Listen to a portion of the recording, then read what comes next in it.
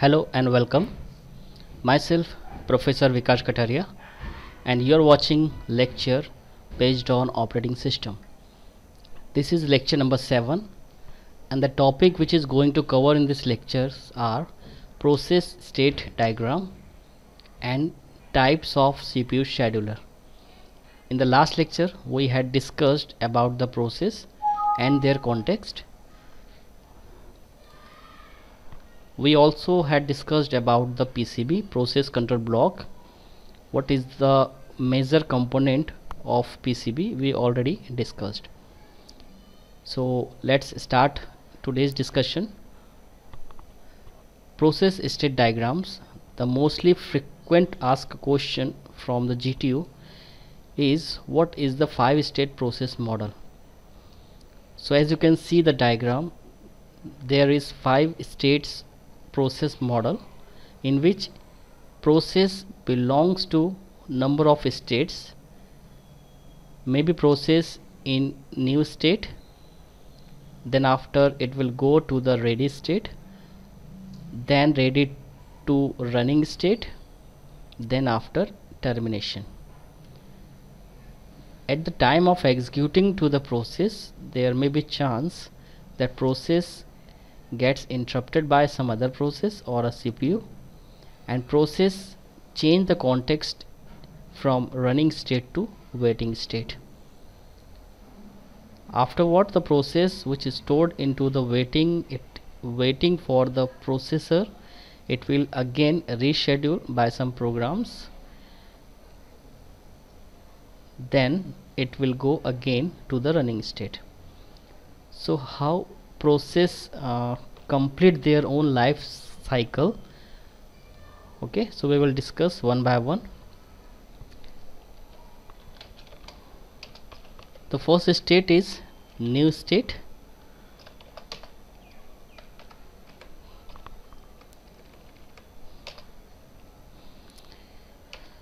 In which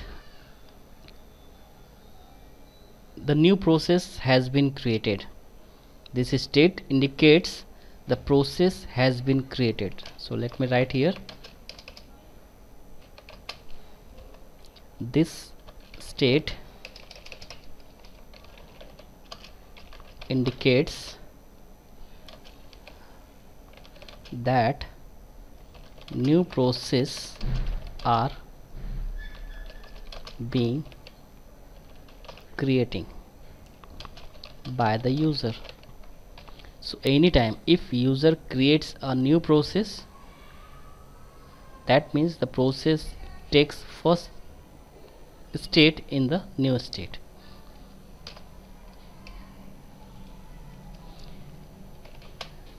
Second state,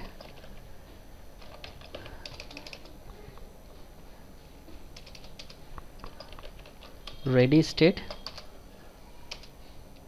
Ready, this state indicates process is waiting to be assigned to a processor for execution. So if any process which comes from new state to ready state, that means the process is ready to go for execution, right? CPU will be allotted into the running state. Okay, so ready to go position, the process is in ready to go position, ready for the execution. So this state indicate process is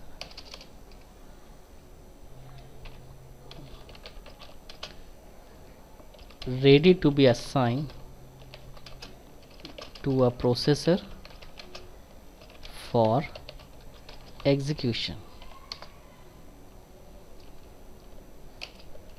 The state 3,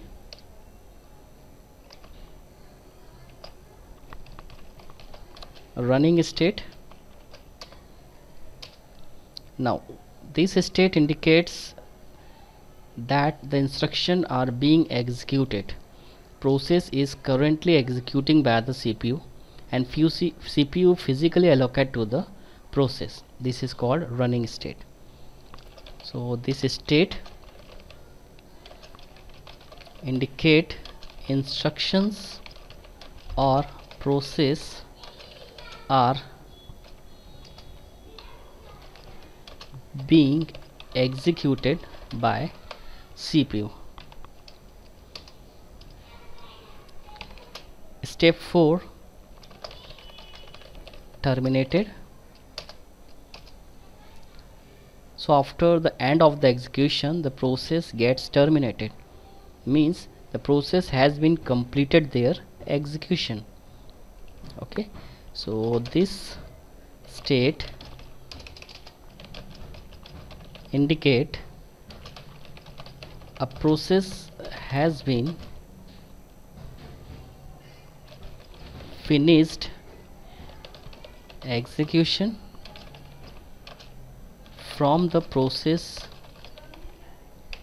control block. And the last state is waiting. So at the time of executing the process, there may be chance process required some input output event, process required some input output operations. The higher priority process may comes into the running state at the same time, so CPU gets interrupted to that process which is being running by the CPU. So somehow we need to swap out that process from running state to waiting state, and the process has to wait into the waiting queue for reschedule, because the higher priority process came at the time of execution, right? In that case, the process must store into the waiting queue. So let me write here waiting. This state indicate a process that cannot execute until some input output event occurs, such as the completion of an input output operation,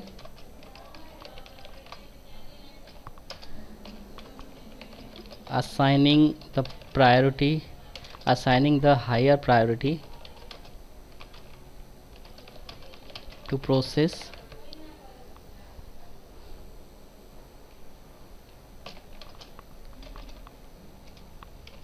non-maskable interrupt.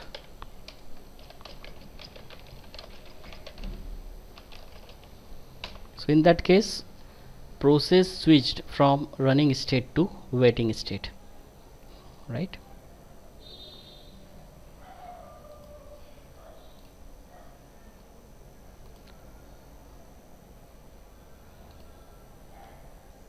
So these are 5 states. New state, in which the new process is being created. Ready state, after creating the new state, the process is ready to execute. It will store in a queue which is known as ready queue. After the end of execution, the process gets terminated. So processor release all the context of the process and all the resources engaged by the process in the running state at the end of execution, right? And if in case of any interrupt, in case of any non-maskable interrupt or input output operations or a higher priority of process, in that case, in any situation, if these kind of situation occur into the running state where the processor is allocated to the running process and executing to the process may gets interrupted by the other process and process swap out from running state to waiting state. So there is a queue which maintain the process which is being waiting for the rescheduler for re-execution also. Ready is a state where again a new where a queue will be maintained for those processes who are ready to go or ready to execute. Running states also maintain a queue for scheduling the process for execution. Okay, so this is what about the 5 states model.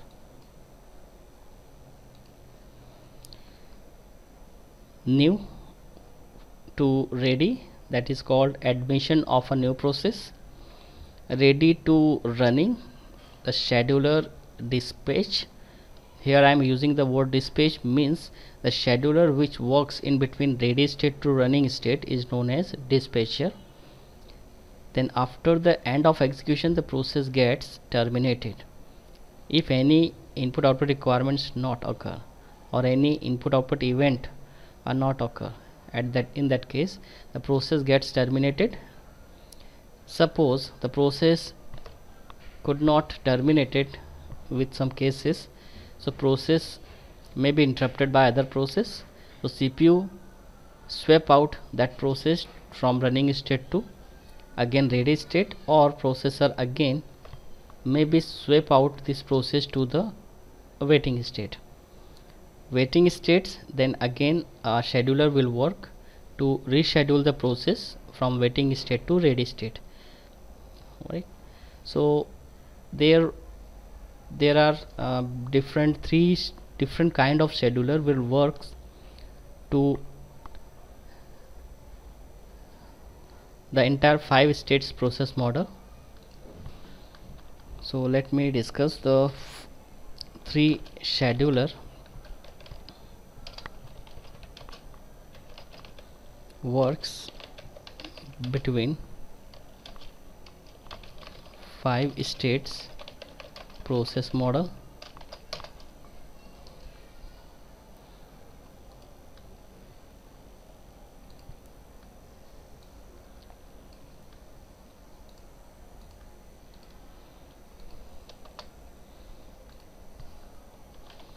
The first is long-term scheduler,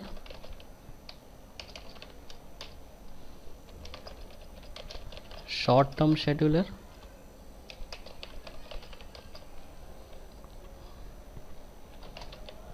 and medium-term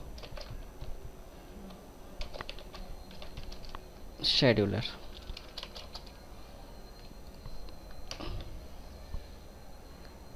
So long-term scheduler works in between the new state to ready state because it takes a long time to create a new process. So long-term scheduler works in between new state to ready state.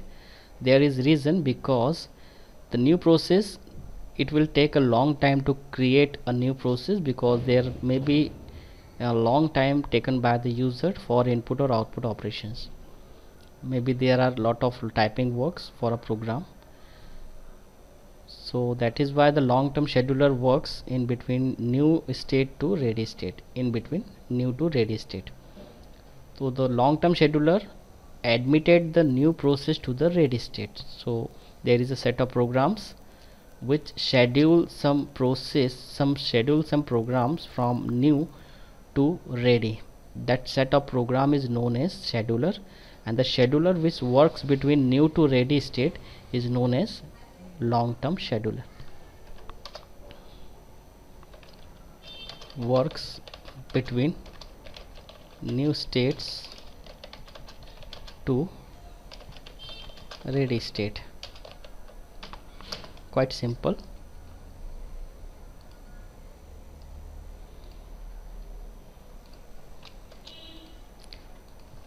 Okay, let's have a look. Short-term scheduler. As you can see the diagram, CPU never be ideal, right? We always try to assign number of jobs, number of process for the execution to the processor. So CPU never be ideal. In order to achieve the better utilization or better throughput from the CPU, we again design a set of programs which known as dispatcher, or you can say the short-term scheduler, which works between ready process to running process. ready state to running state, which select a process from amongst in a very fraction of millisecond, right? Because processor never be ideal at any cost, right? So the dispatcher, or you can say the short-term scheduler, both are hand-to-hand. The dispatcher or a short-term scheduler works in between the ready state to running state. So let me write here, the short-term scheduler works between ready state to running state.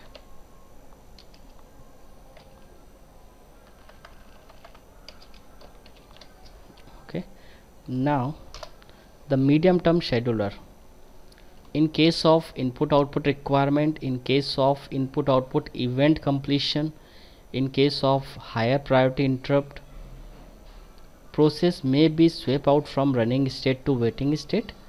In that case, the process must schedule again by the scheduler. So there, between the ready state to waiting state, there must be some scheduler, there must be some set of programs which schedule process again from waiting to ready state, so that that process which is being not completed at this moment, it has to get chance to execution by the CPU, right? So somehow we need to manage. In that case, the scheduler works in between the ready state to waiting state is known as long term medium term scheduler.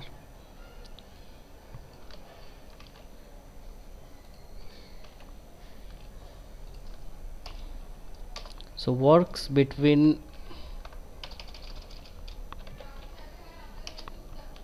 waiting state to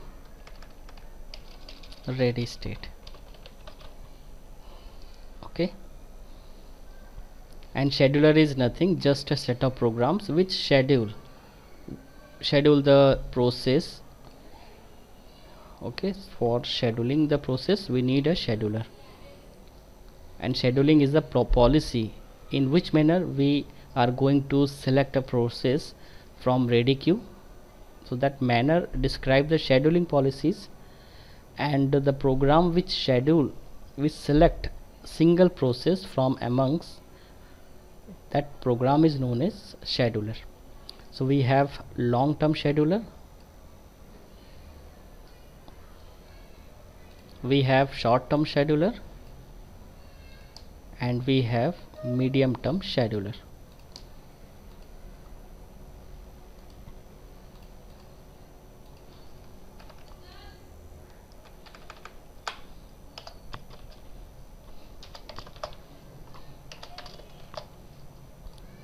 Right?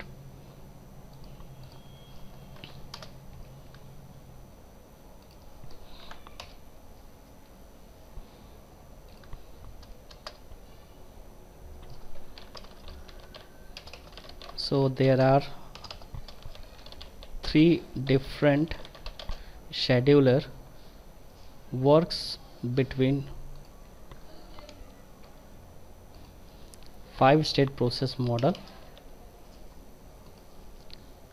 These are long term scheduler, short term scheduler, and medium term scheduler. Okay, in the next lecture we will discuss upon the Unix file system, Unix structure of process, because the Unix process management will not take the 5 state, it will take number of states, right? So it is quite complex as compared to this structure. So let's have a look in the next lecture. Thank you.